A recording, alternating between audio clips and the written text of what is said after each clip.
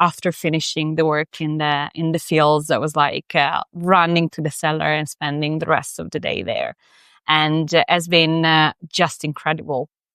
As I don't know, there is vibrancy during this time, and seeing like how what is going to be wine is changing literally every moment, every day. You're living like a vat. So one evening when you're finishing your day and the following day, like something has already changed.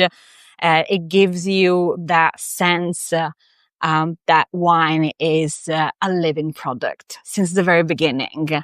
And this kind of evolution, that is going to just like keep going and going over the years. And I found myself so much in love with this like part of the job, which I was not expecting.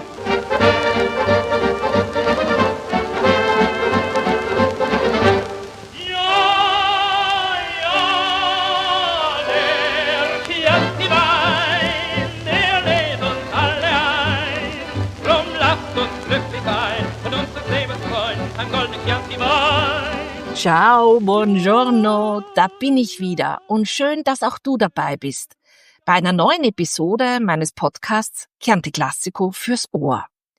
Ich bin Nina und ich liebe Chianti Classico und mit diesem Podcast will ich dich mitnehmen in meine Chianti Classico Welt und dich teilhaben lassen an Gesprächen mit Winzern, an meinen Eindrücken hier im Chianti und dir so viel wie möglich über Chianti Classico erzählen. Heute sitzt mir Maria Giovanna vom Weingut Casaloste gegenüber. Sie ist die Tochter von Emilia und Giovanni Dorsi, den beiden Besitzern dieses Boutique-Weinguts aus Panzano in Chianti. Maria Giovanna steht für The Next Generation, also die junge Generation von WinzerInnen hier im Chianti Classico. Bis vor einigen Jahren hat sie noch in London gearbeitet und gelebt, hat sich aber dann entschieden, zu ihren Wurzeln zurückzukehren und das Weingut Casaloste langsam von ihren Eltern zu übernehmen. Vielleicht erinnerst du dich, ich habe im Jahr 2023 bereits eine Folge mit Maria Giovanna aufgezeichnet.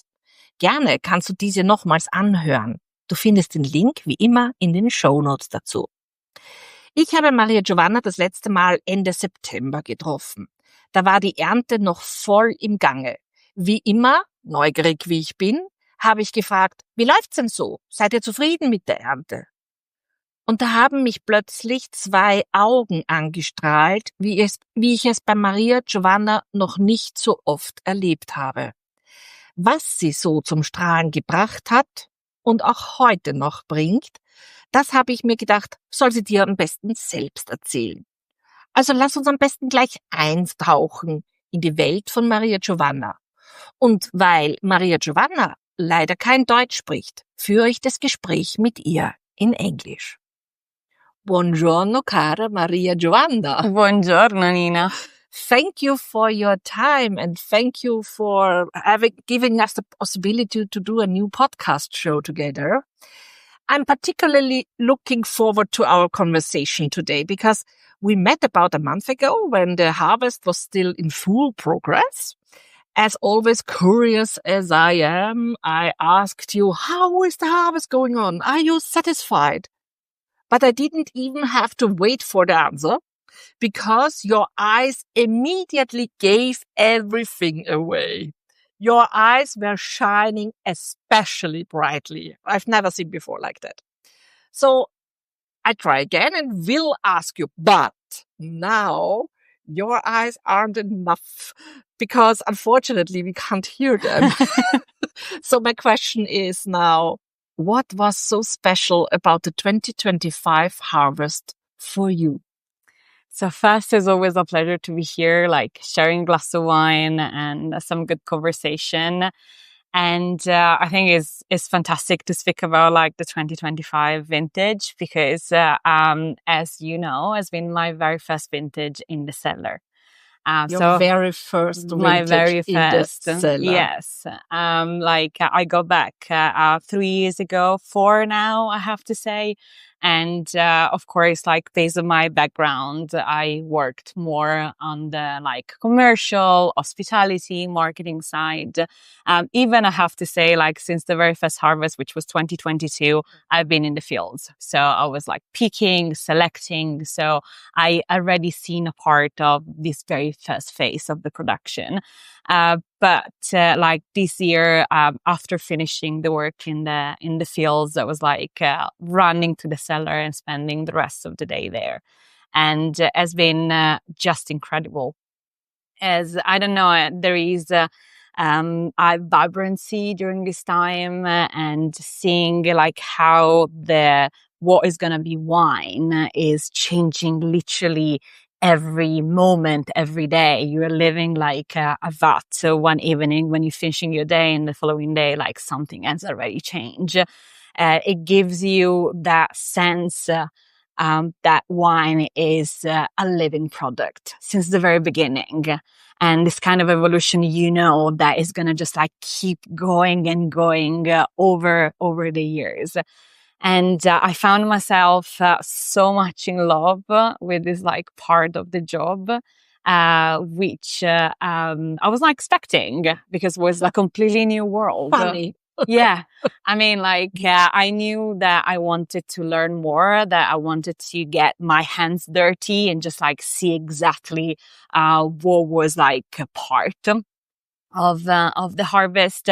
That I found myself like staying until late in the evening without any pressure or concern or anything. Like I was doing all the job, and it's been just fantastic. And you gave us both, let me say, the opportunity to have the result now, even now in the glass. Yeah. Of course, it's not the final result. It's a baby. It's perhaps half-year-old connecting with a person. So, maybe taste it, because I'm so curious. I mean, this is like, I like to say that like a bottle of wine is always like the result of a lot of like little choices during the process. This is, as you said, just like a little baby. So it's just like a glimpse of what is gonna be. But you opened the window a little bit, 1 centimeter for me. Exactly. But I have to say the 2025 harvest has been great for many different reasons, and definitely from more technical aspects. Like the grapes that we picked at Casaloste were very healthy. Yes. We got a great quantity as well as like a great quality. But I think when I was talking to my father, of course, who is just behind all the production, I realized how like our grapes were extremely balanced and extremely healthy. Because despite the rainfalls that we got like before the harvest and during the harvest, I can tell you then like a very funny story of how I got wet in 5 seconds during like a fields day. But I think was great how the rain didn't impact it that much, because like the grapes were so balanced, were not stressed at all, that as much they got the water, they didn't kind of just swelled out of that. So I think it was just like there were few elements that really brought us to have like an amazing phenolic ripeness for the 2025 harvest. So now you make me so cool. Let's go then. Thank you for the possibility. A pleasure. It is really like fruity, and it's like you don't smell the alcohol, or not so much alcohol at the moment. Correct. You just smell, for me, it's just fruits, dark fruits. The color is beautiful. The color, we were just saying, is like this like very vibrant and bright, like purples with this like red shades, which is just like fantastic. This is like we have in our glass our like Sangiovese, of course, like the king of the Chianti Classico region. And the nose has this kind of like very strong fruit, but if you look like into it, there is like some more herbal and floral coming along floral. as well. I would say this very roses. Yeah. I think. Yeah. Of course, there are like some like grains, like flavors. Yes. We just said is like a super, super young wine. Yeah. Tells us a young story. Yeah, exactly. I think it's just like when you find like some characteristic that you're very curious to see how they're gonna evolve over time. Mm-hmm. Fantastic. I like it also in this part of evolution. Let me say, very nice to drink. I think it has like some smoothness and a great elegance, which. I mean, I like to describe sometimes that when we have the wine at this stage is like having a set of colors that you can then combine together or kind of like work depending on the type of age that you're gonna decide to just like pursue to create your own interpretation of the territory. Nice, very nice acidity. I feel now it is perfect because very elegant acidity at that moment. Wow. We hope keep it. We have great plans for the wine of this vintage. I know that many producers are always struggling with the weather. So they hope for good weather conditions during vegetation, of course, but especially during the harvesting time. They all I would say, you will agree, I think, they say the last 2 weeks before harvesting are very important and the 2 weeks of harvesting are very important. So this is a very special period because so many things are, let me say, done for the future. It's the results you get in for the future, for your future product. So I'm curious, how was the weather? Well, during harvesting. Yeah, I mean, you just told us. I mean, like the weather is the unpredictable element of a winemaker. I think it is also like a companion you have to learn how to deal with. Yeah. And as my dad says, we are under the sky. So there is like we always look, and if I think about like how we manage the harvest. How did you manage? Well, I mean, like the weather is a big important element to check. Like usually the timeline is my dad waking up like at 5 o'clock in the morning, checking at least 10 different weather websites to see how the day is gonna be. Then you got 10 opinions. Oh yeah, exactly. Most of the time, because like weather forecasts are not that great at the moment. Yeah. And then basically just like we decide together if we're going to just harvest or not. So we can communicate that to the seasonal worker that they come to work with us. And I have to say that this year we had a great team, which was extremely flexible, very diligent, very focused in just helping us to bring the best into the cellar.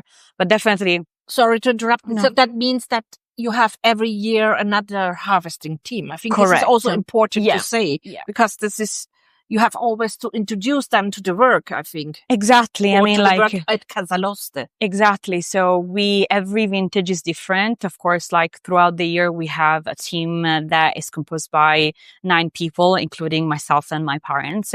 But for the harvest, we need more people. Mm-hmm. Usually we're between 10 and 12 people more. Yeah. And they're different every year. I think there are couples that have been doing like a couple of harvests with us, but most of them are new.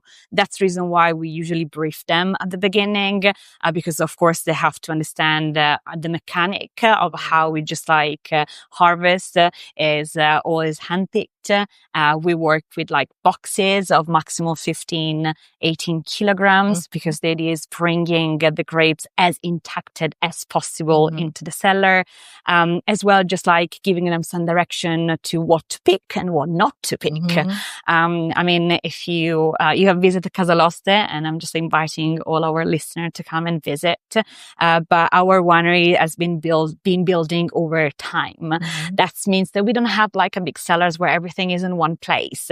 Reason why we have to be extremely efficient and with our time and bringing only the best selection in the cellar. So the work that happens in the fields with our seasonal workers is absolutely fundamental. And that's the reason why I'm spending time with them. So I'm actually I've been in the field since my very first harvest, but that's a way for me to just understand how the harvest is going. What is the quality and the quantity that we are bringing into the cellars, but also to just supporting them and providing them answer if they don't know what to pick or if they have any questions. Because of course you can just give a lot of direction, but then every single grape can be different from the one that you just took as example. So yes, and the weather, I was just mentioning that a moment ago. I can tell you this story because it's quite funny if you just look back. But basically we were having a great day. It was really sunny. We were working really with a great pace. We were just going through and selecting the grapes, and just everything was going really well. Was around 4:20 in the afternoon, and usually we finish at 5. So we were almost at the end of the day, and we were finishing the parcel that we were supposed to. And at a certain point in distance, everything became dark, dark clouds. And we were okay, a storm is coming. Maybe we'll be able to finish. Not even the time to finish the sentence that we got so much rain in, 5 minutes.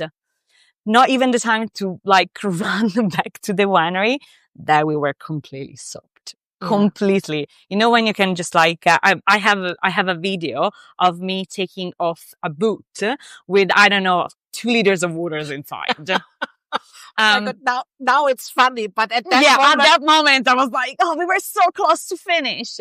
But that's part of the experience. And as I was mentioning before, I think this harvest has been so great because the grapes were so balanced and healthy and not in stress that even the amount of water in such a short time didn't impact what we got. So we were able to actually just wait the following morning to everything to dry, as well as just start again.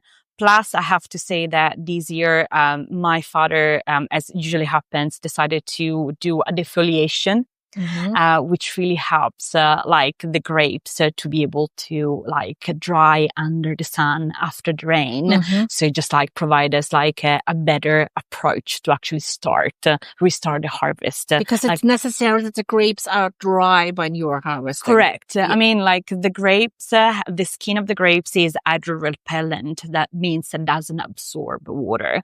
But of course, if you start picking immediately after a rainfall, you are bringing some of the water with you, which can lower the sugar, and then you can impact the alcoholic fermentation, which starts immediately after you just push and everything. At the end, it's also less quality, let me say. Exactly. So it's really important to just set. This is when I'm saying that the weather and natures are becoming your companion and that you have to deal with, is exactly that. There are some variables that, of course, you can make choices based on your experience, your study and everything. So it's really important to have that perception of what is the status quo, to decide what is the best, approach to have. Yeah. It's always, for me, it's always crazy. You mentioned it was your first harvest where you have been responsible, let me say, for it. Of course, you have your father in the background. I think this helped. Oh, totally. But how did you feel with this responsibility? Because I imagine you grew up at Casaloste. You lived there as a child, so you had the experience of the season of harvesting in your blood. I think because I can imagine the family, the harvesting was the most important thing, and you know the situation, but in a totally other way, because you have been a little child or a young girl. Yeah. Now you're a young lady. What is the difference in feelings for you? Well, I mean, what do you feel now?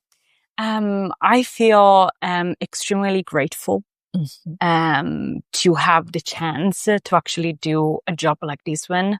I am more than ever, I'm extremely happy and proud about my choice of coming back. I think like when you change your life completely, as I did, there is always the idea that you know what you're doing, but what the future holds is something that you're going to discover over time. From London to Panzano. To Panzano, yes. A big change, like a tiny change.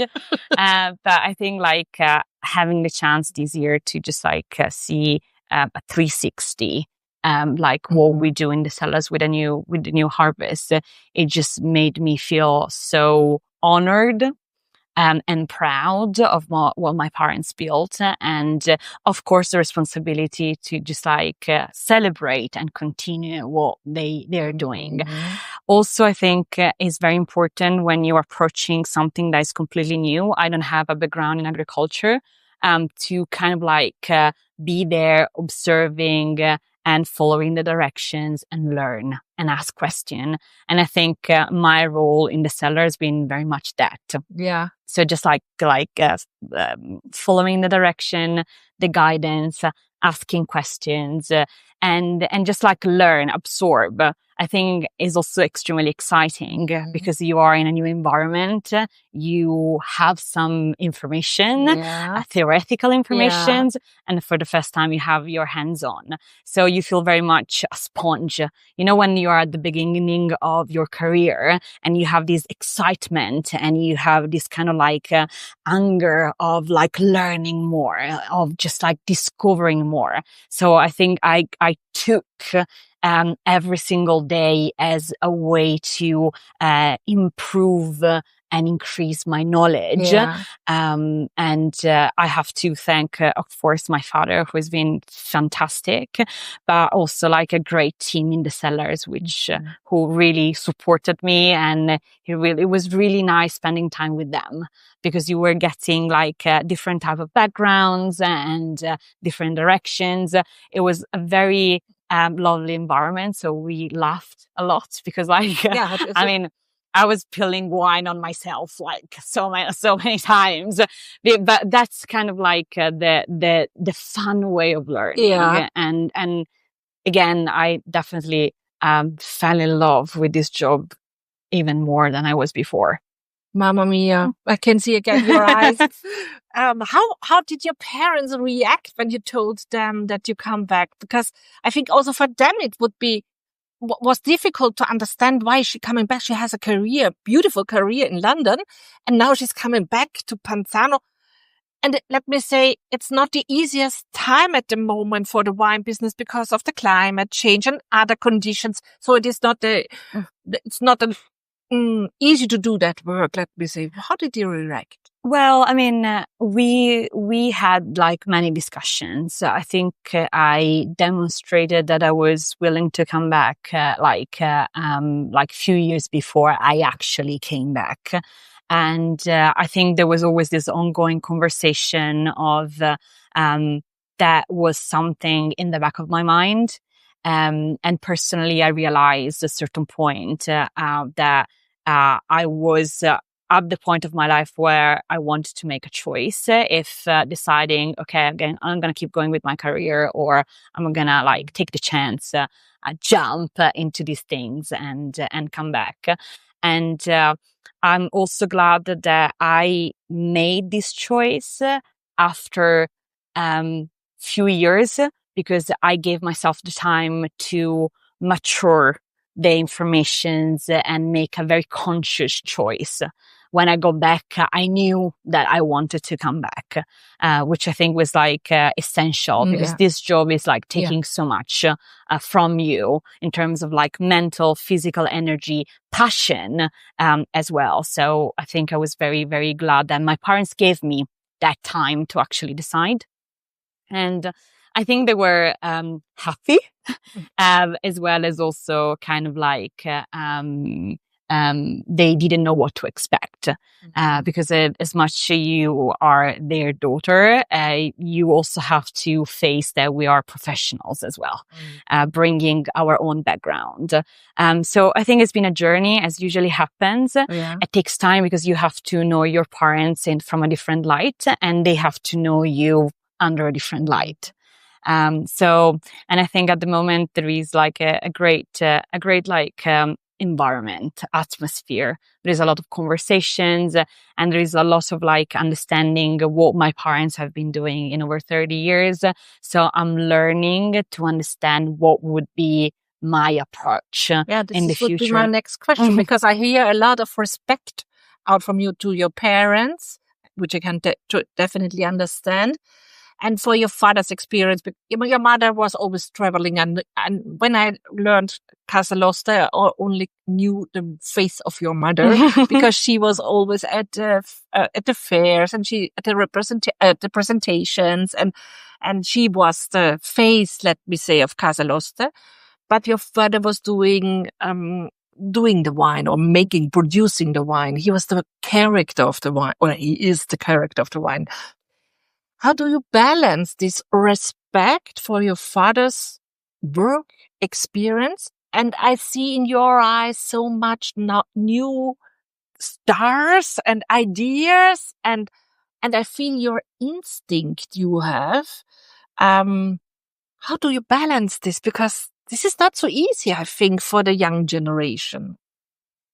I think it's a journey. I know there's like a very common answer, but I think there is like as wine, there is a continuous evolution to that.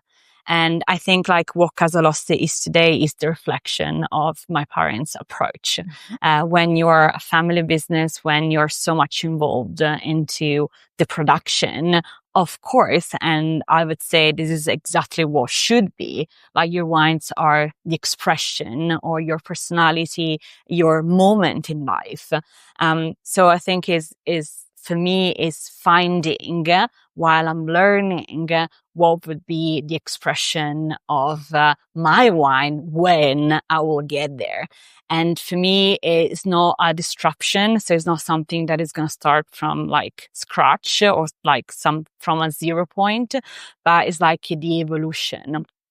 There is a beautiful element about the fact that even the harvest that we're getting are different from what my parents harvest like 15 or 20 years ago. So there is like this, again, this evolution happening. So I think for me is a way of like learning, understanding the moment, feeling that I have like a very strong support that is going to help me to just like guide all the choices. Definitely one of the things I can tell you now, there will be a lot of experimentation happening. I have a lot of ideas, as you know. But definitely there is like a great balance between what has been and what will be. Okay, perfect. Sounds great. So now, but let's go a little bit more into the year or into the vintage. Now we can speak about the vintage, because I always don't say vintage before it's harvested. Correct. So, but now it's harvested. It's all in the cellar. You gave us a little bit before when we tasted the wine. What can you say or tell us about the vintage all over 2025? So weather, other conditions, are you happy with the temperatures? What is special or not special? What is characteristic for 2025? As I said, I think like Sangiovese is definitely a very resilient type of varietals. So like, I mean, this fluctuation of temperatures and weather, which definitely has an effect. These years particularly, I don't think they have kind of like impacted too much. And we got a great like phenolic like ripeness, which is what like a winemaker is looking for before deciding to harvest. we really felt that there was no stress. The plant was very balanced. They had a good summer. We had a good summer. The plants as well. As well, yes. So we I was there. I mean, I spent the whole August in and at the winery, but we definitely had. So that was the reason why, for example, we harvest earlier than usual. So we start a little bit earlier than in the previous years because we felt that the grapes were ready. And when we started bringing them into the cellars, we could see them, the way they were kind of like sliding, into the machines, how they were like stamped and crushed, and the idea that we were getting like a great product since the very beginning. Of course, as you just said, you don't say anything until all the grapes are in the cellars. Plus, we have to underline that we're Neapolitans, so very superstitious. So with us, you have to be extra careful. But we also seen how all the fermentations were just like happening at the right time, at the right pace, because this is the other like a big concern sometimes, that you just bring everything and you have like a fermentation that stops like suddenly, or sometimes that they are not going as quick or as fast as they should, and that's the reason why when you are in the harvest mode, there are no weekends, there is no day off. Every day there is like a very strong and strict protocol that you have to follow, which also for me, who was for me, was the first time again in the cellars. It gave me the even more deep understanding of how much science and knowledge you must have to be able to manage a process like that one. Plus, and this is one of the things that I love to say during the tours when I speak about wine, is the fact that a winemaker has one shot per year. Yeah. When you are kicking off the harvest and all the process that comes from that, that's your chance. Yeah. If something doesn't go as planned, you don't have a second chance. No. You have to wait a following year. So there is much stress, there is a lot of intensity, but there is also the beauty of being very much in the moment. You have to be there. You have to control. You have to just like have a perfect sense of what all the vats that you have in the cellars are doing. So if you come to Casaloste in real time, we have the walls full of papers with every single change that is happening, because we have to track everything.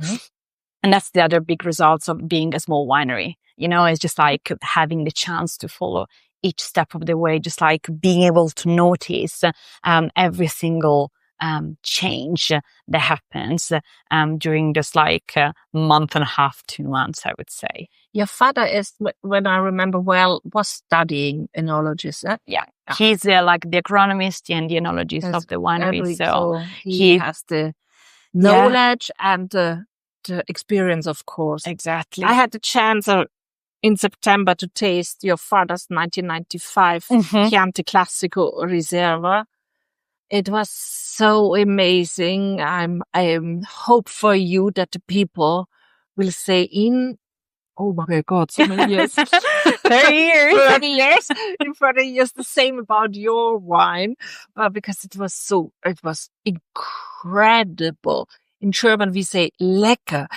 Incredible goods. Oh, it was fantastic. Well, I would say that when we're going to taste in 30 years, the 2025 will definitely be our wine. It's not just mine. I think this is the year of the parallel. They're just working together.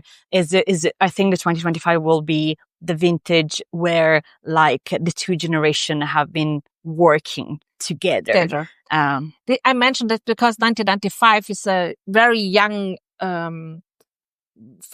vintage also for your father, because you bought your first vintage was 93. Correct. Yes. So it was his third vintage. So he was young in the experience. And Mamma Mia, and now you can. So for me, it was a little bit similar, or could be similar. No, hopefully, exactly. Like is just wanted to underline the knowledge of your father, of your experience. Of the experience of your father. So great. What would you say now at the moment? How, or have you an idea? Let me say in that way. What we talked about before, the wine is not ready. It's a baby. Do you have an idea where it is going? In which direction? No. Well, I can we say? It's I think it is, we definitely have our directions. I mean, we know that we're gonna make the labels that you all know, and with making sure that the characteristic of the vintage will be respected and will be shown when the wine will be ready. But I think I want to say that even a winemaker who has a blueprint of how to make wine, there is always the level of flexibility, because this is a living product, and you have to follow each steps to make sure that you are combining the characteristic of the vintage, your own style, as well as the vision that you have for that vintage. So I would say stay tuned and you will discover it. I would say nature is the boss, huh? I think it is a workmate, I would say. Okay. For me, winemaking is definitely 50% nature and 50% human craft. Because you, when you are preparing for the harvest, you are providing to the fields all the best chances to produce their best quality. So you are supporting the nature to just get to that level. But then as soon as it gets into the cellars, is also your knowledge, your craft, your creativity that comes along. And that's the reason why wine is such an amazing industry, because when you're getting a glass, you're not just getting a wine from a specific region. You are tasting an interpretation of the territory, a personality of the man or the woman who is behind that wine. So it's just is nature and human craft and human knowledge. So that's they have to work together. They have to know each other very well. And the land, I would say the land where the plants are growing, very important. What connects you most deeply with that land? What is the old Chianti? Because we spoke before, you have been in London, you changed twice, first from Panzano to London, then from London back to Panzano. For me, when people ask me, Nina, what is beautiful? Why do you always go to Panzano? I would say, I can't say it in one word. It's so many things. Can you tell us what you are feeling here? It's really hard to pinpoint one thing, Grazie. I think it's a feeling. When I left, it was because as a 20 years old girl, I was looking for big city experience, and I needed that. I loved London as the city of my heart. I always, anytime I go back, it just feels home. But at a certain point, as usually happens, your life change, your chapters of your life change. And I felt that the wine world was so interesting. And I felt that I had so beautiful things back home that I wanted to just honor and celebrate what I got. So when I got back to Panzano, I think it's a feeling of having something that is a true statement, a physical statement of your story. of like something that is speaking your own language, that you have been living in that house, you have been running and playing as a kid in that like garden. And I think one of the thing which makes me more excited about is having the chance to go around the world and tell the story. Mm-hmm. Like I can feel goosebumps. Even I'm repeating the same story because it is the story. But every time I'm in front of an audience and I'm able to just like unpack that bottle of wine with all the details, I think is phenomenal. I remember I was in London and we organized it was the celebration of our 25th harvest. And we did a vertical tasting from 1993 to, I think, 2017. And one of the things I was most impressed was my dad remembering every single vintage. Yeah. So, that vintage was very wet. That vintage was really hot. And at that time, I couldn't understand how he was remembering so clearly. And now I've been doing 4 harvests, but I can tell you exactly how was the weather for each of them. Because when you are living that moment, I think it just becomes part of you so quickly that then it's just like, it just comes automatically. Fantastic. I always say, or let me say, often say it's the lifestyle here, but not the lifestyle in sense of party. I think it's the lifestyle in sense of the rhythm of life here. And I think this is a little bit what you also said to us now, because it is the very special way to live here. Yeah. And this is so fantastic. How do you see your role as a part of the next generation in Chianti Classico? Do you think, because that in Chianti Classico at the moment, there are many producers, not only in Panzano, I know and I know you have a WhatsApp group with all the young producers. How can you say that there's there's another point of view now to winemaking? Of course, we have other conditions in sense of nature and sense of climate change, and not because 20 years ago we harvested, not me, but you harvested 1 month later in usual conditions. Do you think the new generation has a new point of view as well for Chianti Classico as your parents or the parents of your colleagues had at their beginning? I do feel again that we don't have to see that as a disruption or something that just there is like a very defined, drawn line. If you think like Chianti Classico, the consortium has celebrated 100 years last year, has a very like deep and rich history. And in 100 years, things have changed 1,000,000 times. I think every person who decides to come back to this territory and to work in, for, and thanks to this territory is bringing his own experience.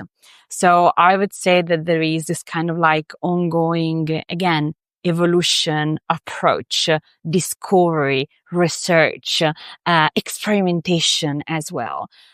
So I wouldn't talk about like a different point of view, but like different personalities who are gonna match, celebrate and honor this place. Because I believe that a lot of the young generations, they have been doing like different experiences and they decided to move back. And I really, really value this concept of choosing this territory. Because when you're choosing something, it means that you're gonna do it in a very respectful, in a very, gentle way. You're gonna give a lot, you're gonna take something and you're gonna make something beautiful.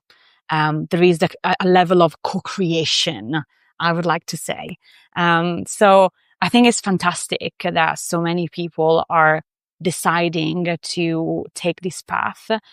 Is bringing also this kind of like vibrancy, this kind of like, I don't know, the burning needs of the next chapter, you know, which I think is really exciting at the moment. Really, really exciting. No, it's for me as well. I'm working now in the Chianti Classico region more than 20 years. And so it's very funny also to see that evolution you said before. And I love it because I feel as you said, the vibrancy as well as a person outside, but I can feel it. And it's so interesting. And at the beginning, and often I knew you, or I know you since I think you have been 11 or 12. Yes. We have been once for lunch together, and now we are sitting together and talking about your first wine production. What has surprised you most about yourself since returning from London? Wow, that's a big question. Or did you plan that? No, as much like I'm a real, like Nina, you know that I'm a real planner. That's like my London background coming along. But I think the way I approached this job was to, of course, experiment, learn more, but also leave enough space to be surprised. Again, even in my previous career, I always liked the description of being a sponge, absorbing everything that happens around you. And this brings me to when I was, this is like a very short story, but when I was looking for my university course, you know, you finish high school, you don't know what you want to do next, and you start searching. And during a university open day, I was at this presentation where these professors was saying, you guys, you're gonna decide, you're gonna pick a course that you think you're gonna love. And during this process, during this journey, you're gonna find something that you're gonna love more. And you're gonna change your career to go towards that part. And I always loved that concept of being open enough to just be surprised of what you're gonna fall in love with. And this is exactly what happened with the cellars. I love my the job that I have been doing for the last 3 years in terms of presentations, hospitality, tours, tasting, because I'm a people person. So I love being in those environments. But I just approached the cellar work okay, let's see, I'm a sponge, I'm going to absorb everything I can. And I fell in love with that.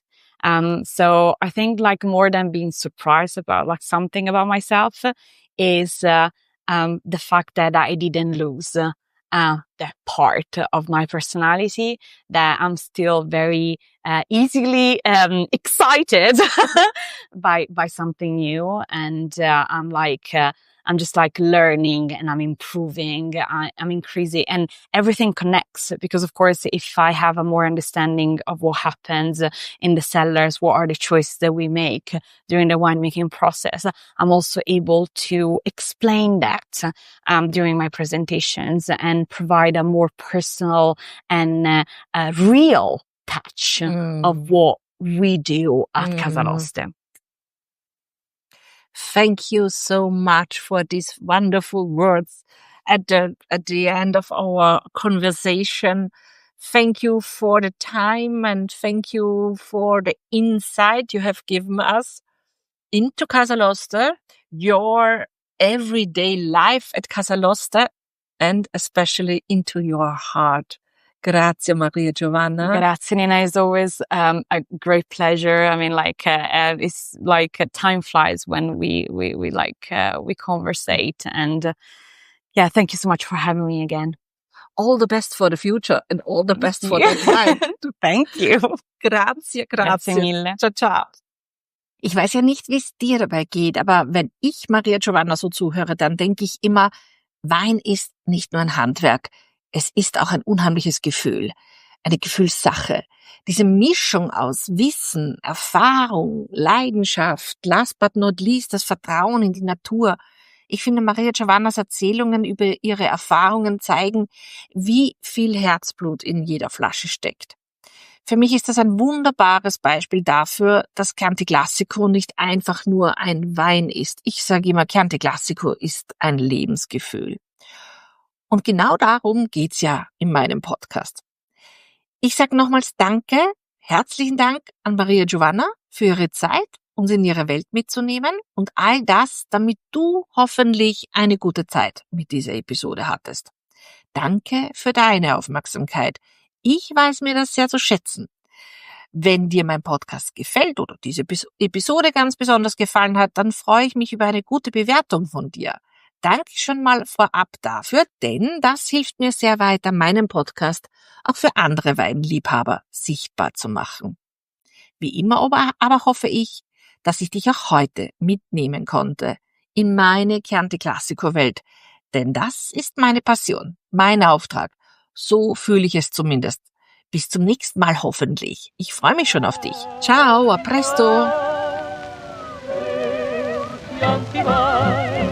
Da gab es keinen ein, drum schenkt die Gläser